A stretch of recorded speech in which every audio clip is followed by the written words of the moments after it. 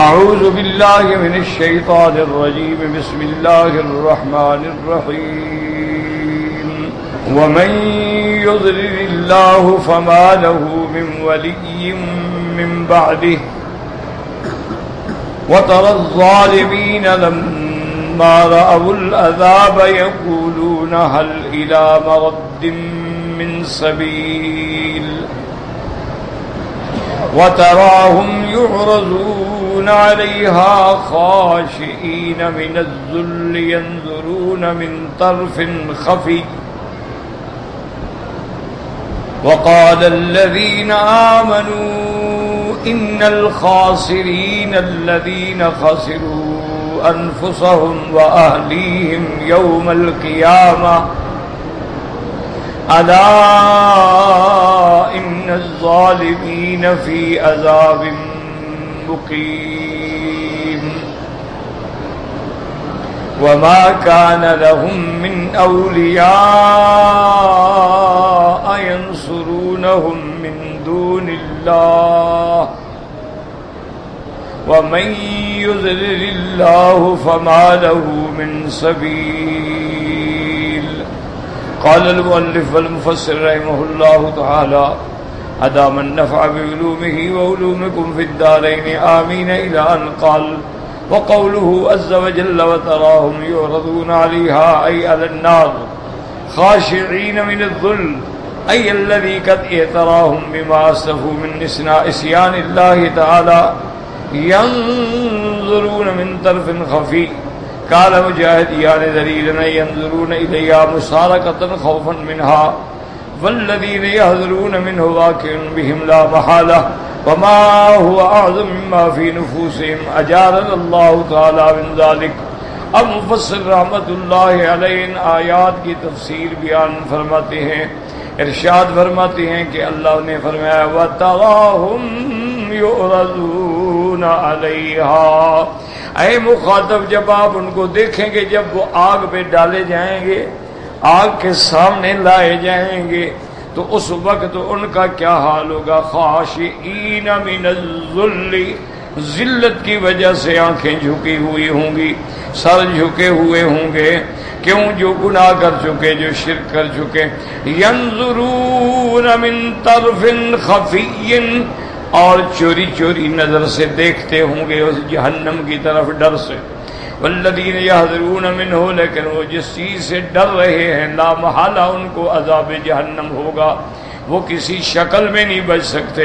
وما هو اعظم مما فی نفوسہم، اور جو وہ دیکھ کے اندازے لگا رہے ہیں اس سے بھی عذاب بہت بڑے ہیں جن کا ان کے دلوں کے اندر خیال ہے.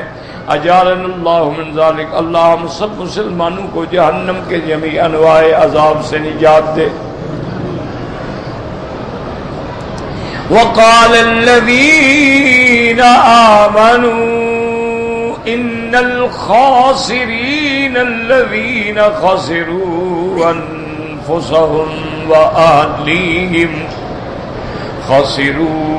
أنفسهم وأهليهم يوم القيامة. وقال الذين آمنوا يقولون يوم القيامة، یعنی یہاں صیغہ ماضی آیا ہے نا، قال الذین، کہا ایمان والوں نے، حالانکہ معنی مضارع میں ہے کہیں گے قیامت میں. کیوں؟ ابھی قیامت تو نہیں آئی ہے نا، لیکن صیغہ ماضی کا، جیسے اللہ فرماتے ہیں وَنَادَى أَصْحَابُ الْجَنَّةِ أَصْحَابَ النَّارِ، تو نادا ماضی کا صیغہ ہے، اصل ہے سَيُنَادَوْنَ. جب قیامت ہوگی تو اہل جنت جہنم والوں کو پکاریں گے. لیکن ماضی کا صیغہ کیوں آتا ہے کہ تحقق الوقوع، اللہ کی خبر ہے اور اس میں شک نہیں، گویا کہ ہو گیا ہے، اس لیے ماضی کا صیغہ لایا جاتا ہے. قرآن پاک میں بہت سارے مقام فرمایا قد افلح المؤمنون، ماضی کا صیغہ ہے، حالانکہ مقام مضارع کا ہے سیفلح المؤمنون، قیامت میں مومن فلاح پائیں گے.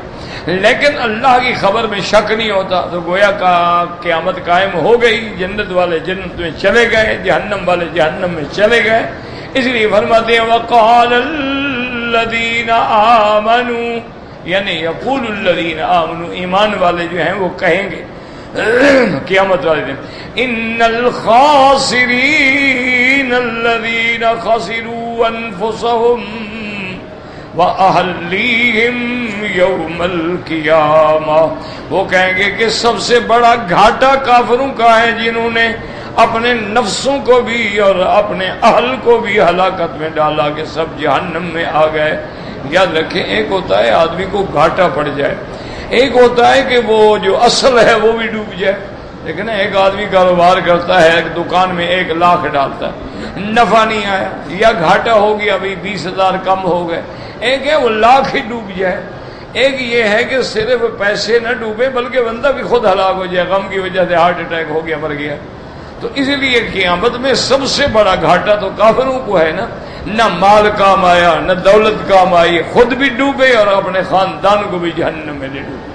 اس لیے مومن فرمائیں گے وقال الذین آمنوا ان الخاسرین, یعنی سب سے بڑا گھاٹا الذین خسروا انفسهم وأهليهم يوم القيامة أي ذهب بهم إلى النار فعدموا لذتهم في دار الأبد وخسروا أنفسهم وفرق بينهم وبين أحبابهم وأصحابهم وأهليهم وقراباتهم فخسروهم. یعنی اب یہ جہنم میں چلے گئے, وہ سب چیزیں ختم ہو گئی. اپنے گھاٹے کا کیا مطلب کہ اب ان کے دوستوں میں بھی جدائی ہو گئی, اہل و عیال میں بھی جدائی ہو گئی. مومن کو تو سب ملیں گے نا, لیکن جہنمی تو اپنے اپنے جہنم میں پڑے چل رہے ہیں. تو لہذا خاندان بھی گیا اور خود بھی گئے, ہلاک ہو گئے. الا ان الظالمین فی عذاب مقیم, خبردار مشرکین ایسے عذاب میں ہوں گے جو ہمیشہ رہنے والا. مقیم مانا دائم, ایسا عذاب جو کبھی ختم نہ ہو.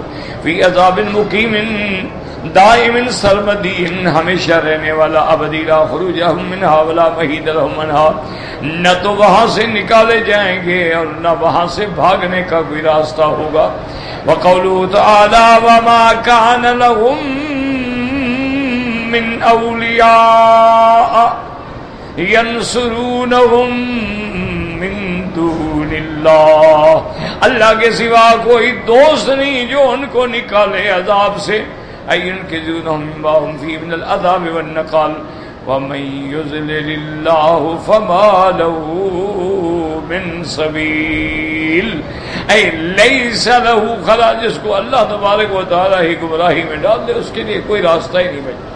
استجیبوا لربکم من قبل ان یأتی یوم لا مرد له من اللہ ما لکم من ملجئ یومئذ وما لکم من نکیر. فَإِنْ أَعْرَضُوا فَمَا أَرْسَلْنَاكَ عَلَيْهِمْ حَفِيظًا إِنْ عَلَيْكَ إِلَّا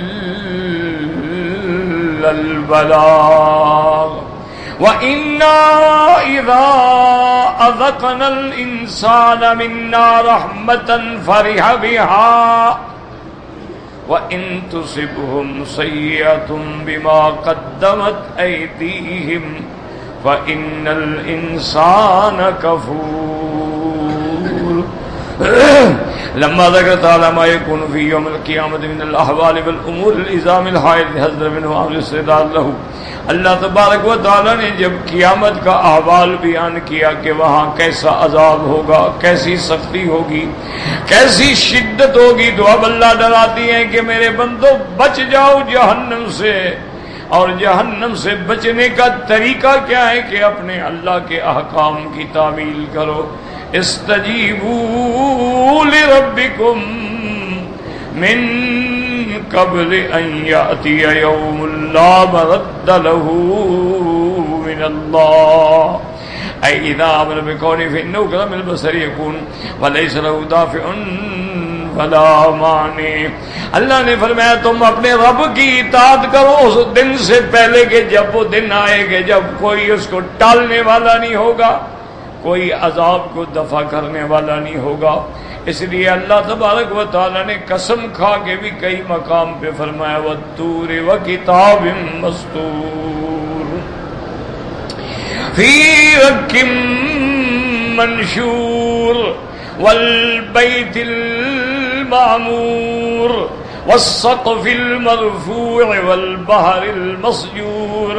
اللہ نے 5 چیزوں کی قسم کھائی. فرمایا مجھے قسم ہے طور پہاڑ کی, اور فرمایا مجھے قسم ہے کتاب کی جو لکھے جاتے ہیں باریک چمڑوں پہ, اور فرمایا مجھے قسم ہے گھر کی جو بھرا ہوا ہے عبادت کرنے والوں سے, اور مجھے قسم ہے اس اونچی چھت کی, اور مجھے قسم ہے اس دریاؤں کی جو دہکائے جائیں گے یا دریا جو بھرے ہوئے ہوں گے. 5 چیزوں کی اللہ نے قسم کھائی. اور اس کے بعد جواب کیا؟ ان عذاب ربک لواقع ما له من دافع. اللہ نے فرمایا میرے مدنی تیرے رب کا عذاب واقع ہونے والا ہے, پھر اس کو کوئی ٹالنے والا نہیں, کوئی روکنے والا نہیں. جبیر ابن مطعم کہتے ہیں کہ میں کافر تھا, میں مدینہ منورہ میں گیا تھا حضور کی خدمت میں کسی معاملے کے لیے, جب مکے میں قحط پڑ گئی تھی اس کے لیے, تو کہتے ہیں میں مسجد نبی کے باہر کھڑا تھا اور حضور نے یہ سورۃ والطور پڑھی. جب حضور سورت یہ پڑھ رہے تھے میں سن رہا تھا, اور جب حضور نے فرمایا ان عذاب ربک لواقع, تیرے رب کا عذاب ہر حال میں آئے گا, کوئی ٹال نہیں سکتا. کہتا ہے میں ڈر گیا, میں کانپ گیا کہ کہیں اللہ کا عذاب میرے اوپر نازل نہ ہو جائے. اور کہتے ہیں دخل الاسلام فی قلبی, اسلام میرے دل میں داخل ہو. قرآن ہے نا, ہم تو میرا بھائی پڑھتے ہیں بس نہ پڑھنے کے برابر, ورنہ یہ ہو نہیں سکتا کہ آدمی قرآن پڑھے اور قرآن اثر نہ کرے. اللہ نے قرآن میں ایسی تاثیر رکھی ہے, اللہ نے قرآن میں ایسا جذب رکھا ہے, اللہ نے قرآن میں ایسی ہدایت رکھی ہے, یہ ایسی نعمت ہے کہ یہ گمراہوں کو ہدایت دے دیتا ہے, بیماروں کو شفا دے دیتا ہے, ساری اندر کی میلوں کو دور کر دیتا ہے. لیکن شرط ہے کہ قرآن کے پڑھنے والے پڑھیں اور غور کریں. اللہ نے 5 چیزوں کی قسم کھائی ہے, اور خدا کی شان دیکھیں کہ اللہ تبارک و تعالی نے والطور, اس پہاڑ کی جہاں حضرت موسیٰ علیہ السلام سے کلام ہوا ہے. اللہ جب کسی جگہ کو شرف دیتے ہیں نا, وہاں پھر اپنے نبی بھیج دیتے ہیں, پیغمبر بھیج دیتے ہیں. دیکھو اللہ نے کعبے کو شرف دیا, آدم کو بھیجا پھر بنانے کے لیے, ابراہیم کو بھیجا, اسماعیل کو بھیجا, اور جب بن گیا تو قیامت تک اس کو بسانے کے لیے محمد مصطفیٰ کو بھیجا صلی اللہ علیہ وسلم. اسی طرح اللہ نے مدینے کو نوازا تو محمد مصطفیٰ کا ڈیرا لگوا دیا. اسی طرح اللہ تبارک و تعالی نے جہاں جہاں اللہ نے کوئی شان بیان کی ہے, اس لیے فرماتی ہے والطور وکتاب مستور, اور مجھے قسم ہے اس کتاب کی جو لکھی گئی ہے فی رق منشور. رق کہتے ہیں چمڑا. اب پہلے زمانے میں کاغذ نہیں ہوتا تھا نا, تو جانوروں کے چمڑوں کو باریک کر کے اس پر لکھا جاتا تھا, اور وہ کتاب بھی ایسی جو کھلی ہوگی. علماء نے فرمایا اس سے مراد کیا ہے؟ صحیفہ اعمال ہے جو قیامت کے دن ملے گا. اذ الصحف نشرت, جب تیرے صحیفے کھول دیے جائیں گے. اور اسی طرح قرآن کہتا ہے کہ ہر انسان جو ہے وہ کل انسان الزمناہ طائرہ فی عنقہ ونخرج له یوم القیامت کتابا یلقاہ منشورا. اللہ نے فرمایا والبیت المعمور, مجھے قسم ہے اس گھر کی جو بھرا ہے, آباد ہے. معمور مانا جہاں عبادت والے ہیں. علماء نے فرمایا اس سے مراد کیا ہے؟ بعض فرماتے ہیں یہ وہ گھر ہے, وہ کعبہ ہے جو 7ویں آسمانوں پہ ہے. لیکن ایک قول یہ بھی آتا ہے حضرت ابن عباس کا کہ اللہ نے 15 کعبے بنائے ہیں. ہر آسمان پہ کعبہ ہے, ہر زمین میں کعبہ ہے. 7 اور 7 14 اور 15واں کعبہ جو ہے یہ زمین کے اوپر ہے، لیکن وہ جتنے کعبے ہیں سب اسی کعبے کے ہی حال میں ہیں. یعنی اگر اوپر والوں کو اتارو تو اسی کعبے پہ آئے گا، نیچے والوں کو لاؤ اسی کعبے پہ آئے گا، اصل یہی کعبہ ہے. اس لیے فرمایا والبیت المعمور والسقف المرفوع، اور مجھے قسم ہے اس چھت کی جو تیرے لیے میں نے اتنی اونچی چھت بنائی ہے. چھت کیا ہے؟ آسمان. وَجَعَلْنَا السَّمَاءَ سَقْفًا مَحْفُوظًا، اللہ فرماتے ہیں میرے بندے میں نے تیرے لیے کیسے محفوظ چھت بنا دی ہے، مجھے اس کی قسم ہے. وَالْبَحْرِ مسجور، اور مجھے قسم ہے دریاؤں کی جو بھرے ہوئے، یعنی کیا مانا پانی سے بھرے. اور بعض علماء فرماتے ہیں نہیں والبحر المسجور، آگ سے بھرے ہوئے. وہ فرماتے ہیں اذا البحار سجرت، جب آگ جلائی جائے گی دہکائی جائے گی. علماء فرماتے ہیں چونکہ ان تحت البحر نارن، یہ جو دریا ہیں سمندر ہیں ان کے نیچے آگ ہے.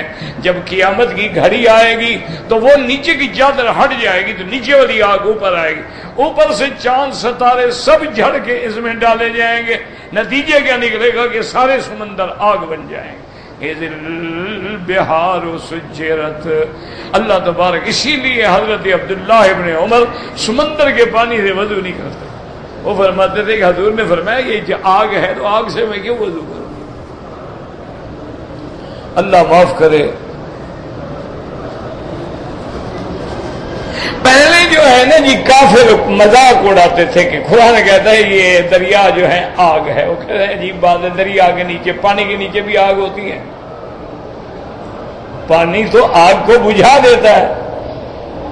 اور مسلمانوں کا عجیب عقیدہ ہے، وہ کہتے ہیں کہ تحت النار بحرن، کے اس کے نیچے ایک دریا ہے. وہ کہتی پانی میں آگ کیا مطلب. اب جناب 1420 سال گزرنے کے بعد جب ان کے آنکھوں کے سامنے نظارہ آیا نا، اب کہتے ہیں قرآن سچا ہے. یہ جو آپ نے پڑھا ہوگا کہ انڈونیشیا میں بالی کے جزیرے میں سونامی کے نام سے جو زلزلہ اور طوفان آیا تھا نا، وہ کیا تھا؟ لوگ بتلاتے ہیں کہ ہم اس یہ جزیرہ جو ہے نا بالی انڈونیشیا کے بڑے خوبصورت ترین جزیروں میں ہیں،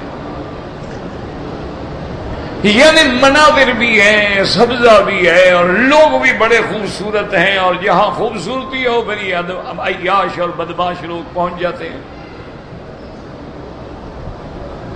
تو ان کے جو ساحل ہے نا جی سمندر کا، یوں سمجھ لیں کہ وہ گناہوں کا اڈا ہے. وہاں شیطان بھی کانپتا ہے. تو لوگ کہتے ہیں کہ ہم سمندر کے کنارے پہ تھے، کوئی سن باتھ لے رہا تھا، کوئی ویسے لیٹا ہوا تھا، کوئی سیر کر رہا تھا، پکنک منا رہے تھے، کوئی کھانا کھا رہے تھے. وہ کہتے ہیں ہم حیران ہوئے کہ یہ پانی جو ہے نا جی ہماری طرف آتا ہے. کبھی کبھی آپ نے دیکھا ہوگا سمندروں کے کنارے لہر آئے گی یوں آگے پھر چلی جائے گی. وہ کہتے ہیں ہم نے دیکھا کہ سارا پانی جو ہے واپس جا رہا ہے. تو ایک نظارہ بن گیا نا جی کہ بھئی یکدم پانی جو ہے واپس جا رہا ہے سمندر کی طرف. اچھا وہ کہتے ہیں سارا پانی جا رہا ہے اور جاتے جاتے گم ہو رہا ہے. ہمیں سمجھ نہیں آیا کہ کیا ہو گیا. اچھا لوگ کیمروں سے فوٹو لے رہے ہیں، ویڈیو بنا رہے ہیں، تماشے بنا رہے ہیں، ان کے لیے ایک نیا منظر ہو گیا. اصل کیا تھا کہ سمندر میں ایک جگہ پہ قدرت کی طرف سے، اللہ کی قدرت سے، یعنی ایک یوں سمجھ لیں گڑھا ہو گیا، ہولو کاسٹ ہو گیا. اور یہ پانی جب نیچی جگہ ہوگی تو نیچی جگہ میں آئے گا. وہ نیچی جگہ میں گیا، جب نیچے چلا گیا تو نیچے گرم ہوا کہ نیچے آگ تھی. اس گرمی سے پانی جو نکلا ہے نا 200 میٹر اوپر جا کے طوفان بن گیا. اب کہتے ہیں قرآن سچا ہے جی، سمندر کے نیچے تو واقعی آگ ہے، ورنہ یہ کیسے گرم ہوا. اب آ گئے ماننے پہ. اچھا جب قرآن کہتا تھا کہ ہم پہاڑوں کو ایسے دیکھیں گے آپ کے پہاڑ چل رہے ہوں گے. یوم تمور السماء مورا وتصیر الجبال سیرا. پہاڑ چل رہے ہوں گے، وہ کہہ رہے ہیں آپ دیکھو ان کا دماغ خراب ہے، مسلمانوں کا پہاڑ بھی چلتے ہیں بھلا؟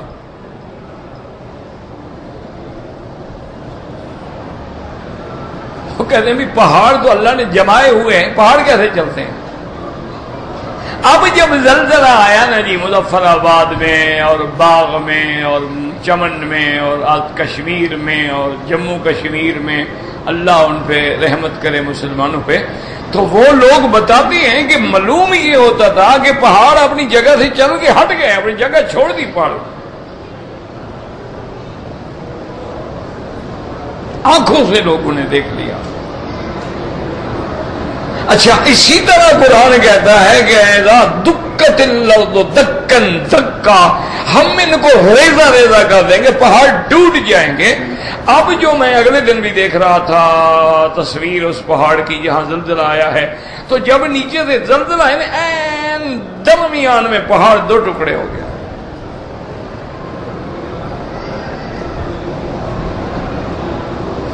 اللہ تبارک و تعالی معاف کرے اور اللہ تبارک و تعالی عذاب سے نجات دے۔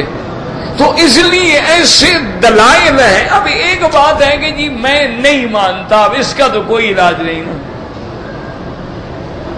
اس کا علاج تو وہ تو مثال مشہور ہے نا کہ ایک آدمی نے کہا جناب میں لاہور گیا تھا تو سارے لاہور والوں کو میں نے جھوٹا کر دیا۔ اب لوگ حیران ہو گئے، یار لاہور میں لاکھوں لوگ رہتے ہوں گے، سب کو جھوٹا کیسے کر دیا؟ انہوں نے کہا ہو گیا، انہوں نے کہا جو وہ کہتے تھے میں نہیں مانتا تھا لہذا جھوٹے ہو گئے۔ ایک تو ہے نا جی کہ آدمی بات نہ مانے، لیکن ایک ہے کہ آدمی ٹھنڈے دل سے غور کرے کہ اس وادی بے آب و گیاہ میں جہاں پانی بھی نہیں، انسان بھی نہیں، مدرسہ بھی نہیں، کوئی یونیورسٹی نہیں، کوئی کالج نہیں، کوئی ذریعہ مواصلات نہیں، اس جگہ ایک یہ اللہ کا نبی پیدا ہوتا ہے، آمنہ کا لال محمد مصطفیٰ، اور وہ اسی جگہ بیٹھ کے ایسی خبریں دے رہا ہے جو 1400 سال کے بعد سچی ہو رہی ہیں۔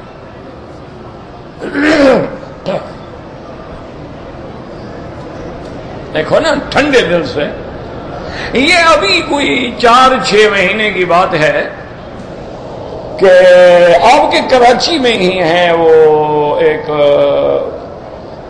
اب بزرگ تو میں نہیں کہتا، بگڑ گیا بیچارہ، پٹڑی سے ہٹ گیا، اس کا خاندان تو واقعی بزرگ ہے، لیکن وہ اللہ کا بندہ، بس اللہ ہدایت دے، بھی زندہ ہے اس لیے ہدایت کی دعا کرتے ہیں، دعا کریں اللہ کراچی میں بھی امن کرے، پورے ملک میں امن کرے۔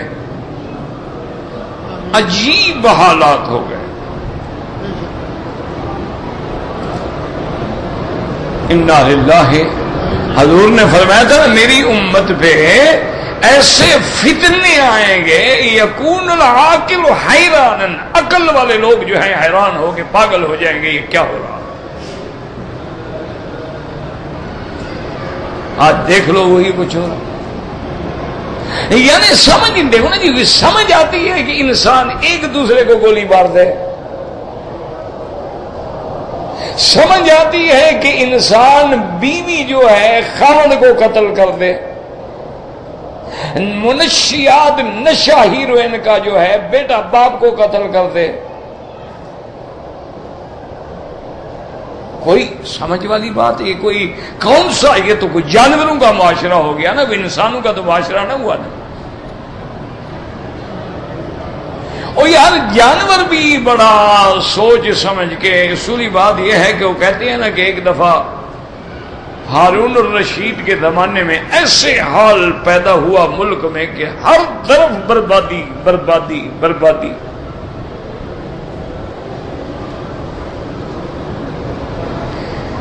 اس نے اپنے وزیروں سے کہا بھئی یہ کیا بات ہے، فصل نہیں ہوتا، گندم بو نہیں ہوتی، کپاس ہے نہیں ہوتی، باغ ہیں اجڑ گئے، تباہی ہے، بربادی ہے، تجارت میں گھاٹا ہے، ملک غربت کے غار میں گرتا جا رہا ہے، ہم کیا کریں؟ کسی نے کہا یہ کرو، کسی نے کہا یہ کرو، کسی نے کہا یہ کرو، سارا زور لگا لیا بادشاہ ہارون الرشید نے، لیکن حالت تبدیل نہ ہوئی، 1% بھی تبدیلی نہ آئی۔ اب حیران پریشان ماتھا پکڑ کے بیٹھ گیا۔ ایک وزیر سمجھدار تھا، اس نے کہا کہ بادشاہ سلامت فلاں جگہ ایک اللہ والا رہتا ہے، ایک فقیر ہے، ایک بزرگ ہے اولیاء اللہ میں سے، اس سے پاس جا کے بات کرو۔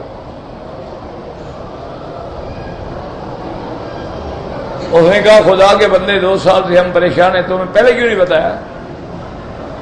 نے کہا جی پہلے کیا بتائیں، ڈر لگتا ہے بڑے آدمیوں سے کہ بجائے ہدایت پانے کے ناراض ہو جائیں۔ تو بہرحال بادشاہ جو ہے اس کے پاس گیا، اور یاد رکھو جب مشکل پڑتی ہے نا پھر مولوی بڑے یاد آتے ہیں، اللہ والے بڑے یاد آتے ہیں۔ جب ان پر مصیبت پڑے نا جی پھر ان کو بڑے یاد آتے ہیں، مولوی بھی، اولیاء اللہ بھی، بزرگ بھی۔ اب دیکھو نا جی مثلا جنازہ ہو رہا ہو، کبھی تم نے وزیر کو بلایا کہ وزیر صاحب جنازہ تو پڑھا دو، کیوں؟ اس کے باپ کو نہیں آتا، پڑھائے گا کیا؟ مٹی پڑھا دے گا۔ اس نے خود کبھی نماز نہیں پڑھی، وہ تو لوگوں کو دیکھ کے کھڑا ہو جاتا ہے۔ تمہارے ملک کا ایک بہت بڑا لیڈر تھا، اللہ بخشے فوت ہو گیا، اللہ اس پر رحم کرے، جو فوت ہو گئے سب پہ رحم کرے۔ وہ ایک جنازہ پڑھنے کے لیے آیا تو ایک بہت بڑے عالم نے مجھے کہا، اس نے کہا میرے ساتھ بیٹھا رہا، ہم نے اکٹھے سفر کیا، جنازہ آگے تیار تھا، آگے کھڑا ہو گیا۔ اللہ جب جنازہ ہو گیا تو میں نے کہا شریف آدمی تمہیں وضو تھا؟ کہتے جی وضو کیسا؟ بغیر وضو کے تم نے جنازہ پڑھا؟ کہا جی کیا ہے، جن کا میں نے جنازہ پڑھا ہے وہ ولی اللہ تھا۔ میں نے کہا یہ کوئی جواب تو نہ ہوا، اللہ کی نماز بدبخت تو نے بغیر وضو کے پڑھی ہے۔ اور چھوڑو جی، جب یہ حال ہو، اب جناب بادشاہ جو تھا نا جی وہ تنگ آ کے آخر اس اللہ والے کے دروازے پہ آیا۔ وہ حضرت مسکرائے، فرمایا ہارون اب کیسے آ گئے؟ انہوں نے کہا حضرت یہ آپ دیکھ رہے ہیں پورے ملک میں اللہ کا ایک عذاب ہے، کنٹرول ہی نہیں ہو۔ اور نے کہا ہارون بات سنو، ایک مصیبتیں عرضی ہوتی ہیں، ان کا علاج بھی عرضی کیا جاتا ہے، اور ایک مصیبتیں سماوی ہوتی ہیں، ان کا علاج زمین سے نہیں ہو سکتا۔ ہم نے فرمایا بے وقوف آدمی، ایک تو زمین کے مصائب ہیں، ٹھیک ہے جی پانی نہیں ہے، پانی دے دو زمین آباد ہو گئی۔ اچھا جی بیج اچھا نہیں ہے، اچھا بیج ڈال دو۔ اچھا جی سردی زیادہ پڑ رہی ہے، فصلوں پر جناب چھپر لگا دو۔ لیکن جب آسمانوں کا عذاب اترے تو اس کا کوئی علاج نہیں، ماں سوائے اس کے کہ اپنی قوم کو نکل کے اللہ کے راستے میں توبہ پہ لگاؤ، 2 رکعت پڑھو اور سارے سجدے میں گر جاؤ اور خدا سے معافی مانگو۔ بادشاہ نے حکم کر دیا کہ کل سارا آبادی جو ہے نکلے باہر میدان میں، خود بھی آیا، سارے آئے، وزیر بھی آئے، گر گڑا کے 2 رکعتیں پڑھی، رو رو کے دعائیں مانگی، ہفتے کے اندر انقلاب آ گیا، سب کو ٹھیک ہو گیا۔ کہا اللہ کے بندے مصیبت تو اوپر سے آ رہی ہے، تم نیچے دور لگا رہے ہو، تو نیچے سے کیا ہوگا؟ وہ راضی ہوگا تو مسئلہ حل ہوگا نا۔ تو اس لیے جناب اب یہ ہے کہ سب سے بڑی یاد رکھو کہ بھی حضور سرکار دو عالم سیدنا محمد مصطفیٰ آپ جب پیدا ہوئے ہیں، نہ استاد ہے، نہ مدرسہ ہے، نہ یونیورسٹی ہے، نہ کالج ہے، نہ مکے کی کوئی آبادی پڑھی لکھی ہے، لکھنے والے بھی چند ایک لوگ ہیں، پوری قوم کی قوم امی ہے۔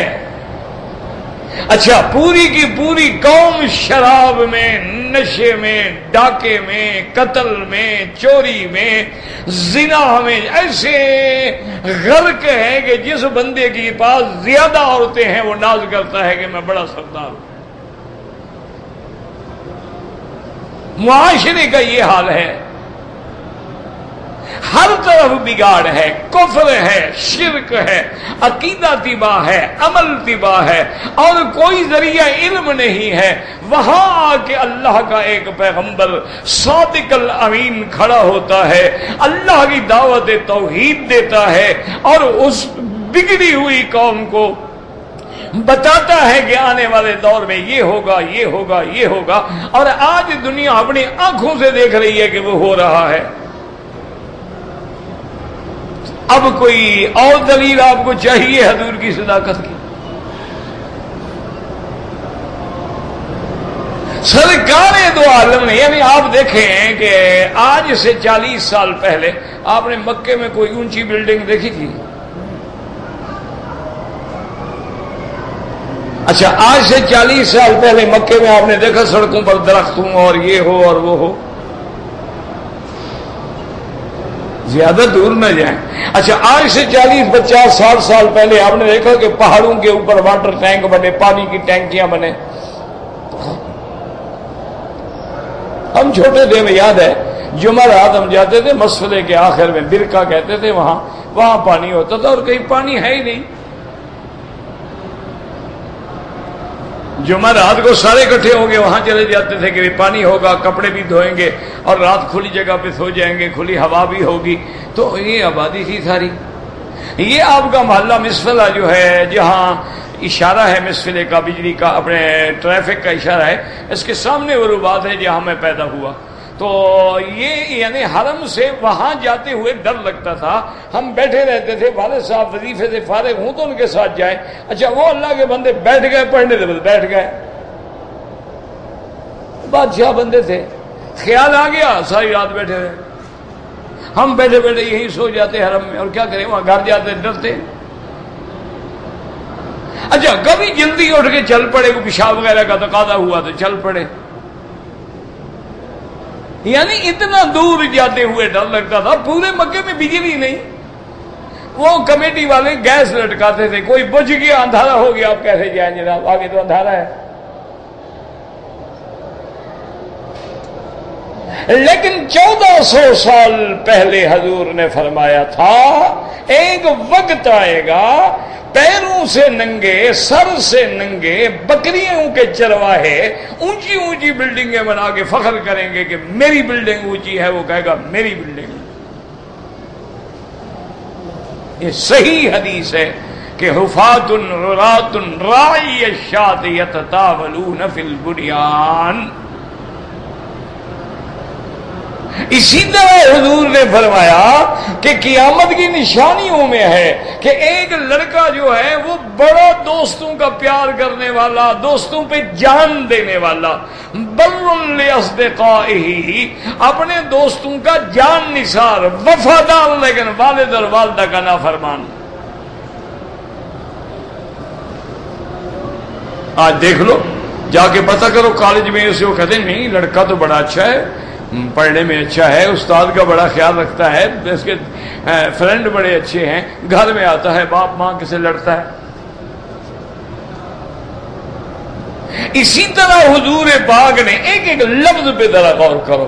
آپ نے فرمایا اذا کان امراؤکم شرارکم، جب تمہارے حاکم شرارتی لوگ بن جائیں، واغنیاؤکم بخلاؤکم، اور تمہارے غنی سرمایہ دار لوگ بخیل بن جائیں، اور فرمایا وامورکم الی نسائکم، اور تمہارے معاملات عورتوں کے ہاتھ میں آ جائیں، تمہاری نکیل عورت کے ہاتھ میں آ جائے، فرمایا فبطن الارض خیر من ظہرها، پھر مر جانا بہتر ہے زمین پہ زندہ رہنے سے۔ اب ایمان سے کہو یہی حال ہے کہ نہیں؟ جو بڑے خان ہیں نا مونچھوں کو بل دینے والے، اگر عورت فیصلہ کر لے کہ میں نے اپنی بیٹی کا رشتہ اپنے رشتہ داروں میں دینا ہے، مجال ہے جناب خان صاحب کی کوئی سنے؟ وہیں ہوگا جہاں بیگم چاہے گی۔ بڑے بڑے پیر ہیں، مولوی ہیں، مجال ہے ان کے توید اپنی بیویوں پہ تو چلتے نہیں، لوگوں کو توید دیتے ہیں۔ جو عورت چاہے گی وہ ہوگا۔ اب آپ عمرے پہ آئے ہوئے ہیں ماشاءاللہ 70,000 روپیہ خرچ کر کے، واپس جب جائیں گے سب سے بڑی یہی فکر ہوگا کہ بیگم کے لیے کون سا کپڑا لیں کہ خوش ہو جائے اور جناب وہ کھل اٹھے، اور پھر جناب وہ ہماری محبت کی قائل ہو جائے۔ ماں کا تو خیال ہی نہیں آئے گا کہ یار وہاں ایک بوڑھی ماں بھی پڑی ہے، اس کے لیے بھی کچھ لے جائیں۔ اگر کوئی کہہ بھی دے کوئی یار وہاں سے پاکستان سے لے لیں گے، یار مہنگا کپڑا ہے، وہ بڈھی عورت ہے، سادہ پہنتی ہے، وہاں سے 2-4-5 روپے گز کی چھینٹ لے لیں گے، اور کیا ہے۔ ایک آدمی یہاں میں نے خود دیا نے سے، وہ آدمی والد جو ہے اپنے بیٹے کو ملنے کے لیے آیا، بیٹا بڑا افسر بن گیا۔ اچھا باپ ہمارا بلوچ تھا، وہ بیچارہ جاہل تھا، بلوچ ہم جیسے خود جاہل ہیں، ہم اکثر ہماری برادری ایسی ہوتی ہے۔ وہ جناب ایسے جاہل آدمی آیا جو شہر میں، نے کہا چلو بیٹے کو بھی مل لوں۔ ملنے کے لیے آیا، بیٹا بڑا افسر ہے، باہر چپراسی بیٹھے، انہوں نے دیکھا ہے پھٹے پرانے کپڑے، سر پہ پگڑی، ہاتھ میں ڈنڈا، یہ کیا بلا ہے؟ انہوں نے کہا کیا ہے؟ انہوں نے کہا بھی میں نے فلانے کو ملنا ہے۔ نے کہا پاپا بیٹھ یہاں، ملنا ہے کیسے؟ اندر منہ اٹھائے چلے جا رہے، بیٹھو ہم اطلاع دیں گے، آپ کو بلائیں گے۔ وہ جناب بہرحال بڑی مشکل سے اس کو اجازت ملی۔ بیٹے نے اوپر سے کھڑکی کھول کے ویسے جھانکا، دیکھا تو باپ آ رہا ہے، اس کے ساتھ جو لوگ ساتھی کھڑے تھے کہنے لگے کون ہے؟ بڑے کہتے ہمارے علاقے میں، وہاں ہمارے علاقے میں کام کرتا ہے، وہاں ہمارا ہمسایہ ہے، وہاں ہمارے گھر میں جھاڑو شاڑو دیتا تھا، وہ ملنے آ گیا، کیا کروں؟ اپنے دوستوں کو تعارف کروا رہے، ہمارے علاقے میں ہمسایہ تھا، ہمارے گھر میں کام کرتا تھا۔ یہ نہیں کہا کہ باپ، اچھا وہ باپ بھی بلوچ تھا، اس نے سن لیا، اس نے کہا ٹھہرو میں اس کی ماں کے ساتھ سوتا تھا۔ اس نے کہا ٹھہرو ادھر، اس نے کہا ملعون، اٹھائی لکڑی ایک رکھی افسر صاحب کو۔ اس نے کہا آنا تم اپنے گھر میں، تمہاری ٹانگیں توڑ کے گھر میں نہ ڈال دوں۔ تو نہیں کیا سمجھا میں غریب ہوں تو کیا ہو گیا؟ میں غریب ہوں، بغیرت نہیں ہوں، تم بغیرت ہو، معلوم ہوتا ہے میرا خون نہیں ہو۔ تو جب یہ حالات ہو جائیں مسلمانوں، خدا کے لیے سوچو کہ 1400 سال پہلے جو ہمیں حضور فرما رہے ہیں، اب جو باتیں انہوں نے دنیا میں فرمائی سامنے آ گئی، تو جنت والی اور قیامت والی بھی حق ہے، وہ بھی آئیں گی۔ اس لیے اللہ تبارک و تعالی ہمیشہ ایسے صیغے استعمال ہوتے ہیں کہ بجائے مضارع کے مستقبل کا صیغہ جوڑا جاتا ہے، کیونکہ اللہ کی خبر میں شک نہیں۔ اور اللہ نے فرما دیا ما لکم من ملجأ یومئذ وما لکم من نکیر، کہ جب وہ قیامت کا دن آئے گا تمہارے لیے کوئی جائے پناہ نہیں، اور تمہارے لیے کوئی قلعہ نہیں، کوئی چھپنے کی طاقت نہیں، یہاں چھپ سکو، ہر حال میں تم نے جانا ہے۔ اور آخر میں اللہ فرماتے ہیں میرے مدنی فَإِنْ أَعْرَضُوا فَمَا أَرْسَلْنَاكَ عَلَيْهِمْ حَفِيظًا إِنَّ عَلَيْكَ إِلَّا الْبَلَاغَ۔ اگر یہ تیری امت تیری باتیں نہ مانے تو آپ غم نہ کریں، ہم نے آپ کو دروغہ بنا کے نہیں بھیجا، نگران بنا کے نہیں بھیجا، آپ کے ذمے ہے کہ اللہ کی دین کی بات پہنچا دیں، نہیں مانتے نہ مانے۔ وَإِنَّا إِذَا أَذَقْنَا الْإِنسَانَ مِنَّا رَحْمَةً فَرِحَ بِهَا، اللہ فرماتے ہیں جب ہم اپنی طرف سے کسی بندے پہ رحمت کرتے ہیں بڑا اکڑتا ہے، خوش ہو جاتا ہے۔ وَإِن تُصِبْهُمْ سَيِّئَةٌ بِمَا قَدَّمَتْ أَيْدِيهِمْ فَإِنَّ الْإِنسَانَ كَفُورٌ، اور جب اس کو تکلیف پہنچتی ہے، سزا ملتی ہے اس کے ہاتھوں کی کمائی کی وجہ سے، اب بندہ بڑا ناشکرا ہے، کہتا ہے جی ہم پر تو کبھی رحمت آئی نہیں، پتہ نہیں جی اللہ کی رحمتیں بھی سب بڑے لوگوں کے لیے، ہم غریبوں پہ تو جی کوئی ہے ہی نہیں نا، پھر ہر چیز کا ناشکر ہو جاتا ہے، حالانکہ غریب ہے لیکن یاد رکھو۔ اس لیے حضور نے فرمایا اگر تمہاری آنکھیں ہیں تو اندھے پہ نظر ڈالو کہ وہ اندھا ہے، مجھے اللہ نے آنکھیں دی ہیں، میرا شکر ہے۔ اگر تمہاری ٹانگیں ہیں تو لنگڑے پہ نظر ڈالو کہ وہ غریب دیکھو گھسٹ رہا ہے، شکر ہے میں چل تو رہا ہوں۔ اللہ نے تمہیں ہاتھ دیے ہیں، اس کے ہاتھ ان پہ نظر ڈالو جس غریب کے ہاتھ کوئی نہیں کہ کھلانے والا کوئی ہو، استنجا کرانے والا، وضو کرانے والا کوئی ہو جائے۔ اگر اللہ نے تمہیں غریب بنایا ہے تو اپنے سے زیادہ غریب پہ نظر ڈالو تاکہ اللہ کی نعمتوں کا شکر کرو۔ اللہم اجعلنا من الشاکرین، اللہم اجعلنا من الشاکرین ولا تجعلنا من الکافرین برحمتک یا ارحم الراحمین۔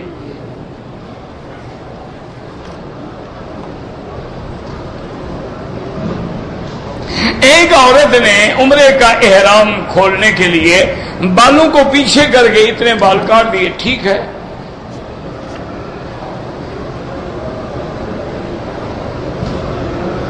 میں نے اپنا عمرہ کر لیا ہے، اب مدینے منورہ سے جب میں واپس آؤں گا تو اپنے والدین میں سے، ہاں والد کے لیے، والدہ جس کے لیے کہو، ایک آدمی کے لیے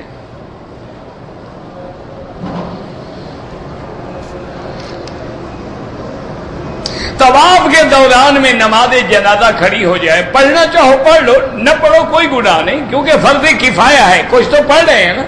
اگر پڑھنا چاہو کھڑے ہو جاؤ، پڑھ لو اور پھر طواف شروع کر دو۔ اگر میقات سے بغیر احرام کے ہم گزر جائیں تو کس کس امام کے نزدیک دم ہے؟ سب کے نزدیک دم ہے۔ وہ تو فرق اتنا ہے کہ امام احمد ابن حنبل رحمت اللہ علیہ فرماتے ہیں اگر آنے والا کسی نوکری پہ، ڈیوٹی پہ، کام پہ آ رہا تھا اس لیے احرام نہیں باندھا تو اس پہ جرمانہ نہیں ہوگا، یعنی اگر اس کے آنے کی نیت عمرہ نہیں تھی، لیکن اگر عمرے کے لیے آ رہا تھا اور پھر میقات سے احرام نہیں باندھا، پھر تو سب کے نزدیک دم ہے کہ عمرہ بھی کرے اور ایک بکری دم بھی ادا کرے، پھر تو کوئی اختلاف ہے ہی نہیں۔ وہ تو اختلاف اس میں ہے کہ آنے والا آ کیوں رہا ہے، کوئی ڈپٹی ہے، نوکری ہے، ڈاکٹر ہے، کوئی کوئی رشتہ دار ہے، ان کو لکھنا تھا، اس کی نیت نہیں تھی عمرے کی تو وہ بچ جائے گا۔ لیکن امام ابو حنیفہ تو اس کو بھی نہیں مانتے، وہ کہتے ہیں سرکار دو عالم نے جو میقات بنائے ہیں، میقات کا معنی ہی یہ ہے کہ بغیر احرام کے کوئی تجاوز نہ کرے۔ اگر یہ تمہاری مرضی پہ ہے کہ میں چاہوں تو باندھ لوں، میں چاہوں تو کہوں کام پہ جا رہا تھا، پھر میقات کا کیا فائدہ ہوا؟ پھر تو تمہاری مرضی ہے۔ امام صاحب بڑے سخت ہیں، وہ ایسی باتوں میں قطعاً رعایت نہیں کرتے۔ اور دوسری ان کی دلیل یہ ہے، وہ کہتے ہیں کہ ایک مثال دو، کبھی حضور بغیر احرام کے میقات سے گزرے ہوں، صرف پوری زندگی میں میرے آقا، میرے سرکار رحمت دو عالم صرف جب مکہ فتح ہوا ہے تو آپ بغیر احرام کے آئے، اور آپ نے ساتھ یہ بھی فرما دیا لوگوں سن لو، مجھے میرے اللہ نے اجازت دی ہے، اللہ نے میرے لیے جنگ حرم میں حلال کی ہے، لم تحل لأحد قبلی ولا لبعدی، نہ مجھ سے پہلے حلال تھی نہ میرے بعد حلال ہوگی، یہ تو اللہ نے میرے لیے حلال کیا تاکہ مکہ فتح ہو جائے۔ اچھا پھر حضور نے، حالانکہ اللہ نے اجازت دے دی تھی کہ احرام نہ باندھیں، عمرہ نہ کریں، لیکن حضور نے پھر جعرانہ سے عمرہ کر لیا۔ جب فتح مکہ ہو گیا آپ نے حنین کا محاصرہ فرمایا، حنین فتح ہو گیا، مقام جعرانہ پہ آپ نے ڈیرا لگایا، وہیں آپ نے مال غنیمت تقسیم کیا، حضور وہاں سے احرام باندھ کے آئے اور عمرہ کر گئے۔ میرا بھائی ایک طواف خشوع کے ساتھ افضل ہے یا 10 طواف؟ یاد رکھو قیامت میں اعمال تولے جائیں گے، گنے نہیں جائیں گے۔ یاد رکھو کیا مانا؟ تم نے 100 طواف کیا، اس نے 10 کیا، ایک گنے نہیں جائیں گے۔ فمن ثقلت موازینہ، جن کی تولیں بھاری ہو جائیں گی، کیا مانا؟ جس نے طواف عین سنت کے مطابق کیا، ادب سے کیا، خشوع سے کیا، عاجزی سے کیا، تذلل سے کیا، نظر نیچے رکھی، کسی غیر محرم عورت پہ نظر نہیں پڑی، اپنے آپ کو غیر محرموں سے بچا بچا کے چل کے طواف کیا ہے، وہ ایک طواف 100 طواف پہ بھاری ہو جائے گا۔ جو ٹکرے مار رہے ہیں اور ادھر جا رہے ہیں اور ادھر جا رہے ہیں اور عورتوں کے اندر سے نکل رہے ہیں، کیا یہ کون سا طواف ہے؟ اس طواف کے ثواب سے زیادہ تو ڈر ہے کہ گناہ نہ ہو۔ کہتے جی کہ ہوٹل کی لفٹ میں 10 ریال پڑے تھے، مجھے ملے ہیں، خیرات کر دو بس، جب مالک کا پتہ نہیں کیا کرو۔ کہتے جی کہ بعض لوگ جو ہیں اپنا عقیقہ 40 سال کی عمر کے بعد کرتے ہیں، یہ جاہل ہیں، عقیقہ ہوتا ہی پہلے 7ویں دن ہے یا 14ویں دن، اس کے بعد تو عقیقہ کوئی ہوتا ہی نہیں۔ یہ کوئی گھر کا مسئلہ ہے کہ تمہیں 50 سال کے بعد عقیقہ یاد آ گیا تو عقیقہ کا؟ اچھا پھر عقیقہ سنت ہے، ہوا الحمدللہ، نہیں ہوا تو نہیں ہوا۔ ایک آدمی غریب ہے، اس کے بعد روٹی نہیں، عقیقہ کہاں سے کرے گا؟ اچھا خدا کی شان ہے، بچے بھی غریبوں کے زیادہ ہوتے ہیں، یہ جتنے کروڑوں پتی عربی پتی ہیں نا، یہ بچوں کے لیے بیچارے تمنا کرتے رہتے ہیں، ایک آدھا بچہ ہوتا ہے، بہت اولاد ہی نہیں ہوتی، اور جس کے گھر میں روٹی نہیں، اللہ کا فضل ہے، اس کی اپنی فٹ بال کی ٹیم ہے پوری، اللہ کا نظام ہے، بس اس کی مرضی ہے۔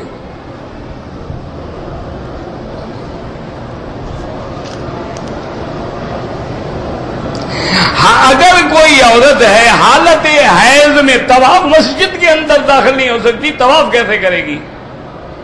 اللہ کے بندے حیض میں تم اپنے ملک میں مسجد میں جاتے ہو تو یہاں آگے حلال ہو گیا ہے، مسجد کے اندر داخل نہیں ہو سکتی، نہ مسجد نبوی میں نہ مسجد الحرام میں، باہر بیٹھی رہے ادب کے ساتھ۔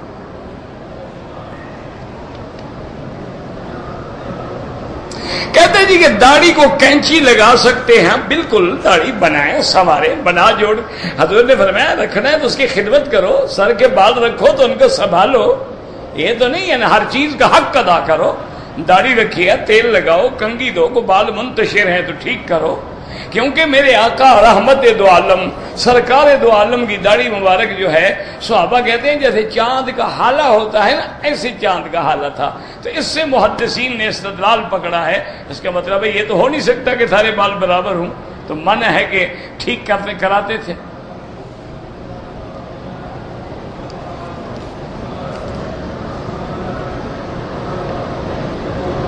کہتے تھے کہ ہمارے ملک کے کچھ لوگ آتے ہیں، پہلے تو حرم میں نماز نہیں پڑھتے اور بعد پڑھتے ہیں لیکن دوبارہ پڑھتے ہیں کہ نماز نہیں ہوتی۔ ٹھیک ہے بھئی، اگر وہ حرمین کے ائمہ کو کافر سمجھتے ہیں تو اللہ جانے پھر مسلمان ہم کہاں سے لے آئیں۔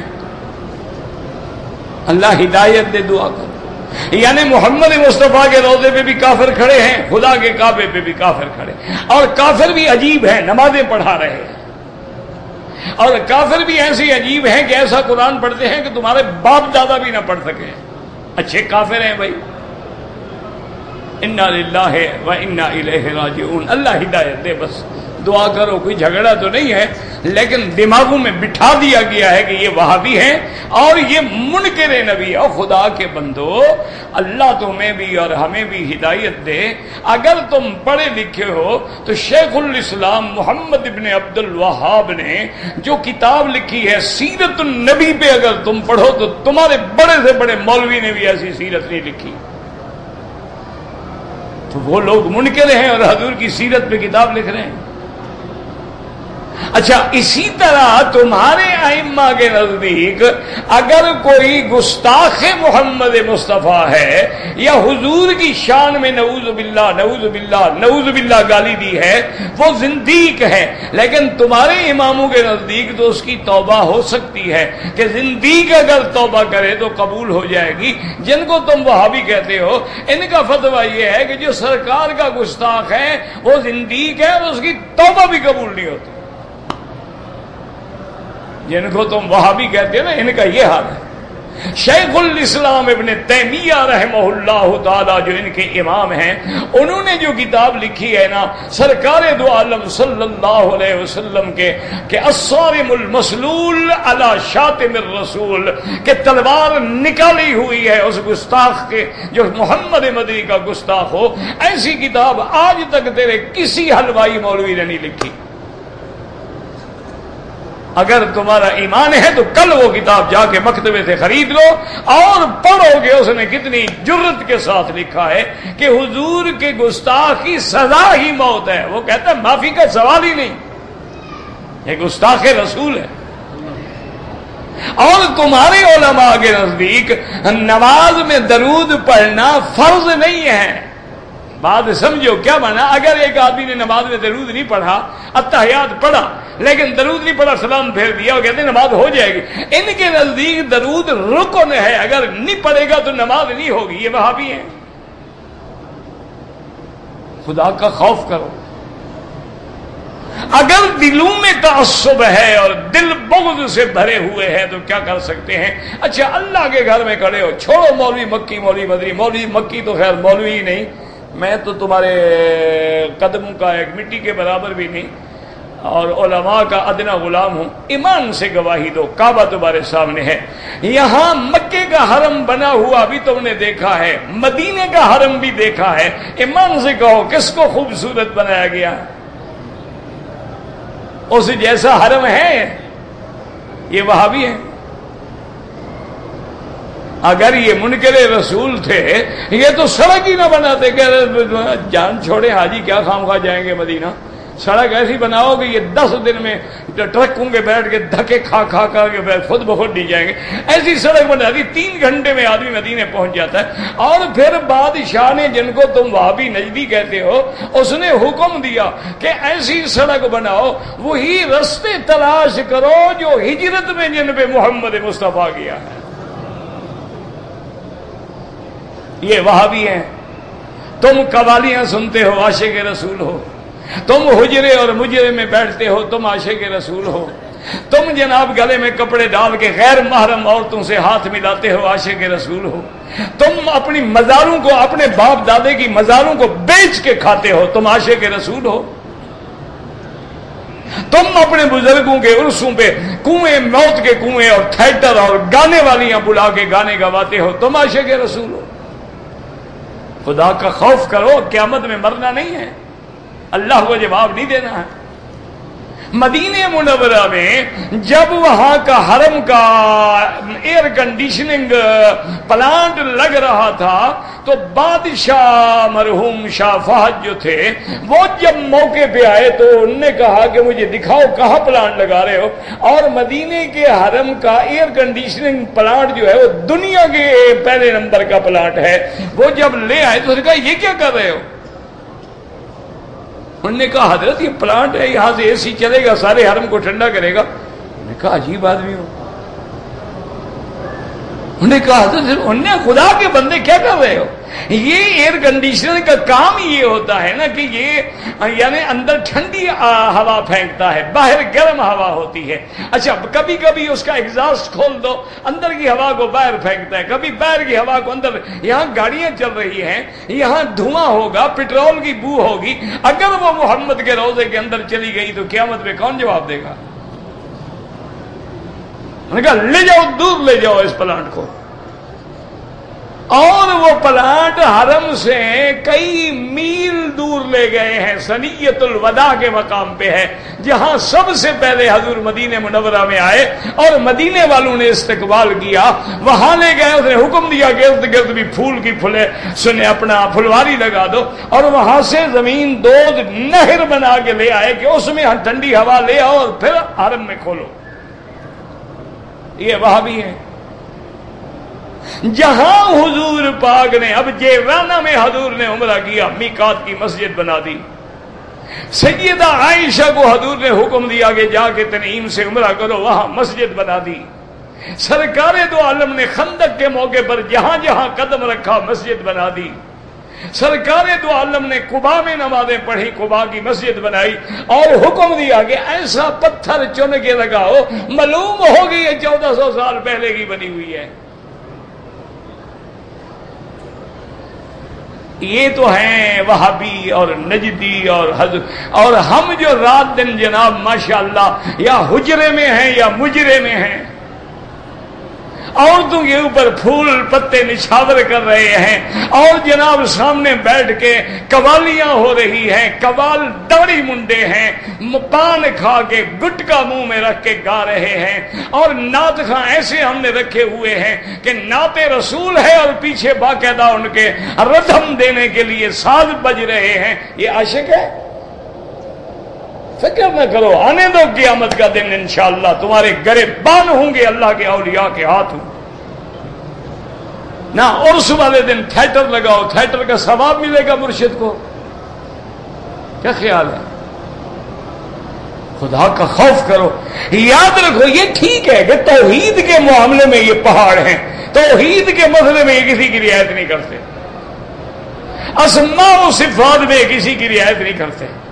لیکن ایمان سے کہیں کہ جب اذان ہوتی ہے اس میں اشہد ان محمد رسول اللہ کہتے ہیں کہ نہیں کہتے؟ تو پھر یہ وہابی کیسے ہو گئے؟ کوئی عقل کرو. اچھا آپ کے مولوی ماشاءاللہ جو میرے جیسے ہیں وہ اگر وہاں نماز پڑھائیں نا جی انشاءاللہ 1 گھنٹے میں عشاء کی نماز 20 تراویح 3 وتر سارے 1 گھنٹے میں، اور 1 پارا نہیں بلکہ یعنی 5 پاؤں منزل کاری پڑھ کے فارغ ہو جاتا ہے اللہ کی رحمت سے 1 گھنٹے کے اندر. جیسے معلوم ہوتا ہے کہ کوئٹہ ایکسپریس چل پڑی ہے. اور سننے والے کو یہی پتہ لگتا ہے یعلمون تعلمون یعلمون تعلمون یعلمون تعلمون، اللہ اکبر بس۔ نہ ایمان سے کہو جب یہاں نماز پڑھتے ہو تو مسلمان ہو، تمہیں لطف نہیں آتا ہے کہ کیسے نماز، تو اس کو کہتے ہیں نا کہ ایک سے ایک قاری قرآن پڑھ رہا ہے، اور رکوع کیسے ہوتا ہے، رکوع سے کتنی دیر کھڑے ہوتے ہیں، سجدہ کیسے ہوتا ہے، سجدے کے بعد کتنی دیر بیٹھتے ہیں۔ اللہ کے بندے، جو حضور کی نماز اور جو حضور کی سنت ہے نا مسواک، وہ بھی ان کی جیب میں ہے، یہ حضور کی مسواک والی سنت نہیں چھوڑتے، یہ وہابی نجدی ہیں، اور تم نے ماشاءاللہ ہاتھ میں گانے ہندوؤں کے باندھے ہوئے ہیں، تم عاشق رسول ہو۔ کچھ لحاظ کرو یار، خدا کا خوف کرو، اور یاد رکھو جن کو حرم میں آنے کے بعد حرم کی جماعت نصیب نہ ہو وہ توبہ کریں۔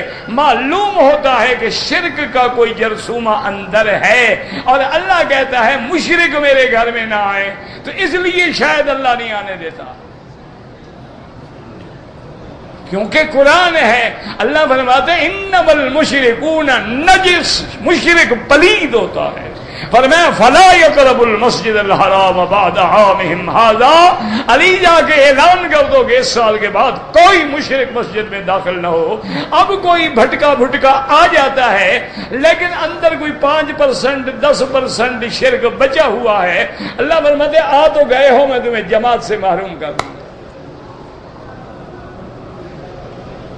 علاج یہ ہے، ان سے کہو توبہ کریں، ہمارے بھائی ہیں، اللہ ان کو ہدایت دے، اللہ ان کو حرم کی جماعتوں سے محروم نہ کرے۔ باقی میں کسی کا نام نہیں لیتا بھائی، کوئی جو بھی ہیں، کوئی ایک آدمی غریب ہے، دم نہیں دے سکتا، روزے رکھ لے، بس روزے رکھنے میں تو غریبی کوئی نہیں۔ اگر کوئی آدمی ہے پیشاب کے قطرے نہیں رکتے، ہر نماز کے لیے نیا وضو کرے اور نیچے کپڑا دھویا کرے۔